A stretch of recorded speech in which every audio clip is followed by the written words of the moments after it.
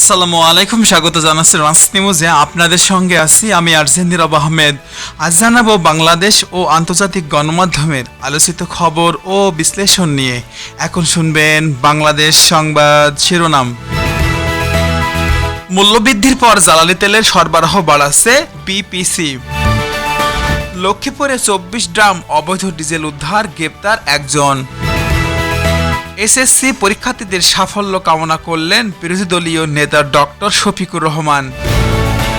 Dinajpur board এসএসসিতে অংশ নেবে 1,81,000 শিক্ষার্থী। এলপিজির দাম বাড়ানোর গভীর উদ্বেগ জামায়াত নেতা।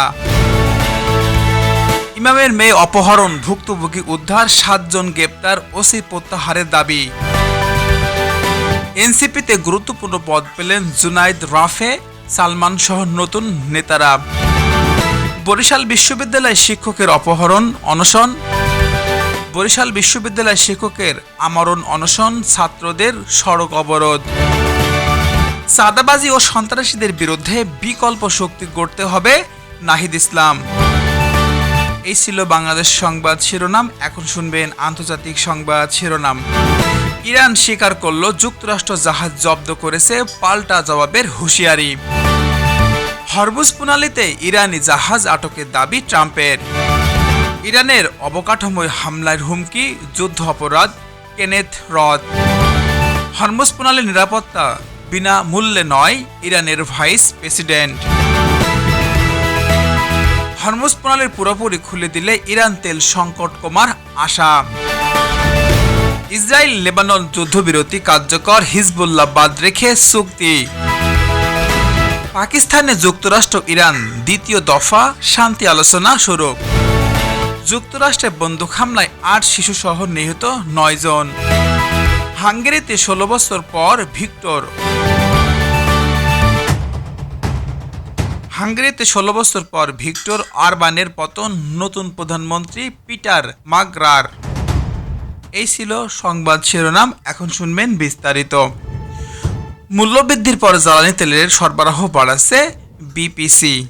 জ্বালানি তেলের মূল্যবৃদ্ধির পর বাংলাদেশে সোমবার 20 এপ্রিল থেকে সরবরাহ বাড়ানোর সিদ্ধান্ত নিয়েছে বাংলাদেশ পেট্রোলিয়াম কর্পোরেশন বিপিসি। চলতি মাসেই বিক্রির উপরে ভিত্তি করে ডিজেল বা পেট্রোল 10% এবং অকটেন 20% বেশি সরবরাহ করা হবে। রোববার 19 এপ্রিল রাতে বিপিসির এক বিজ্ঞপ্তি এই তথ্য জানানো হয়। বিপিসির পরিচালক বিপন মোহাম্মদ সাবেক আলী বিষয়টি নিশ্চিত করে বলেন, চলমান পরিস্থিতি বিবেচনায় সোমবার থেকে জ্বালানি সরবরাহ বাড়ানো হচ্ছে। এর মধ্যে ডিজেল পেট্রোল 10%, অকটেন 20% বাড়তি করা হবে। বিপিসির তথ্যমতে 1 থেকে 18 এপ্রিল পর্যন্ত 18 দিন মোট 3,07,188 টন জ্বালানি বিক্রি হয়েছে। এর মধ্যে diesel 2,822 ton, kerosene 2,379 ton, petrol 22,555 ton, octane 20,412 ton, furnace oil 20,965 ton এবং জেড ফুয়েল 30,055 টন। লক্ষ্মীপুরে বিশেষ অভিযানে 24 ড্রাম অবৈধ ডিজেল উদ্ধার করেছে একজন গ্রেপ্তার। লক্ষ্মীপুরে রামগতি উপজেলার বিশেষ অভিযানে 24 ড্রাম অবৈধ জ্বালানি তেল ডিজেল উদ্ধার করেছে পুলিশ। এই ঘটনার মজুত রেখে বেশি দামে বিক্রির অভিযোগে এক ব্যক্তিকে গ্রেপ্তার করা হয়েছে।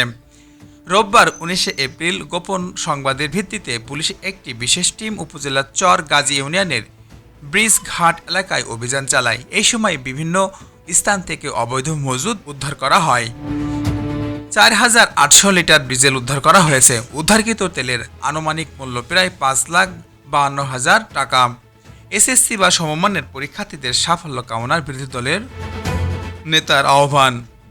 আগামী মঙ্গলবার থেকে সারা দেশে শুরু হতে যাচ্ছে এসএসসি, সমমান এবং দাখিল বা সমমানের পরীক্ষার্থীদের সফলতা কামনা করেছেন ডক্টর মোহাম্মদ শফিকুর রহমান। জাতীয় সংসদের বিরোধী দলের নেতা এবং বাংলাদেশের জামায়াত ইসলামী আমির শফিকুর রহমান রোববার রাতে গণমাধ্যমে পাঠানো বিবৃতি তিনি এই সাফল্য কামনা করে বলেন, 21 এপ্রিল থেকে সারা দেশে একযোগে শুরু হতে যাচ্ছে এসএসসি দাখিল সমমানের পরীক্ষা। এবারের পরীক্ষার প্রায় 20 লাখ শিক্ষার্থী অংশগ্রহণ করছে। এর মধ্যে প্রায় 16 লাখ এসএসসি এবং প্রায় 4 লাখ দাখিল বা সমমানের পরীক্ষার্থী। জীবনের প্রথম পাবলিক পরীক্ষায় অংশগ্রহণকারী কোমলমতি শিক্ষার্থীদের শারীরিক বা মানসিক সুস্থতা কামনা করে মহান আল্লাহ তাআলার নিকটে কামনা বাক্যে দোয়া করে একই সঙ্গে তাদের উজ্জ্বল সাফল্য কামনা করছে।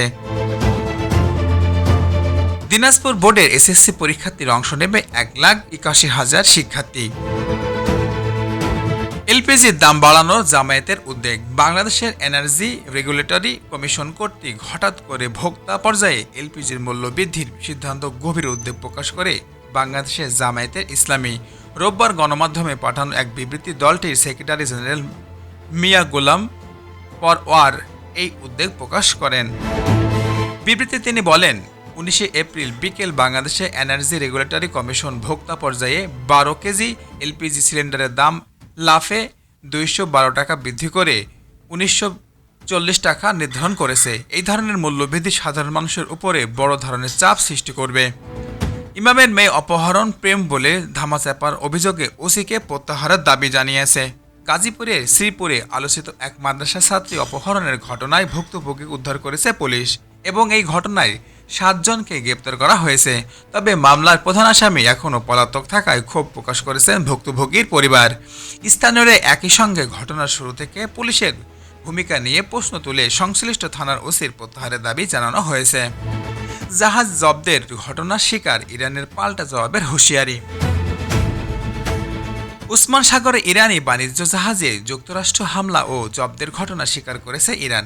একই সঙ্গে এই দ্রুত পাল্টা জবাব দেওয়ার হুঁশিয়ারি দিয়েছে তেহরান। খবর আল জাজিরায় আধা সামরিক তাসলিম এবং সংবাদ সংস্থা বরাতে প্রকাশিত এক বিবৃতি ইরানের জাহাজরত খানম আল আলবিয়া সামরিক সদর দপ্তর বা ওমান সাগরে একটি জাহাজের উপরে মার্কিন সামরিক বাহিনী চালানোর হামলার বিষয়টি নিশ্চিত করেছে। এনসিপিতে যে পদ পেলেন জুনায়েদ রাফে সালমানরা। জাতীয় নাগরিক পার্টিতে এনসিপি আনুষ্ঠানিকভাবে যোগদান করতে আপ বাংলাদেশ এবং এবি পার্টি সহ বিভিন্ন রাজনৈতিক দলের একঝাঁক নেতাকর্মী সদ্য যোগদানকৃত এসব নেতাকর্মীদের দলের কেন্দ্রীয় আহ্বায়ক কমিটির গুরুত্বপূর্ণ বিভিন্ন পদে অধিষ্ঠিত করা হয়েছে। বাংলাদেশের জাতীয় নাগরিক পার্টির আহ্বায়ক নাহিদ ইসলাম এবং সদ্য সচিব আক্তার হোসেন স্বাক্ষরিত এক বিজ্ঞপ্তিতে এই পদায়নের বিষয়টি নিশ্চিত করা হয়েছে। সড়ক অবরোধ, ছাত্র শিক্ষক এবং অনশন সহ কয়েকটি যেসব ঘটনা ঘটলে বরিশাল বিশ্ববিদ্যালয়ে সাম্প্রতিক কয়েকদিনে একের পর এক ঘটনা আন্দোলন বা উত্তেজনার কেন্দ্রে পরিণত হয়েছে। শিক্ষক সংকট এবং পদোন্নতির দাবিতে শিক্ষকের অমরণ অনশন এবং শিক্ষার্থী মহাসড়ক অবরোধ, নিরাপত্তা বা আবাসন সংক্রান্ত অভিযোগে উত্তেজনা সব মিলিয়ে ক্যাম্পাস জুড়ে সৃষ্টি হয়েছে এক অস্থির পরিবেশ।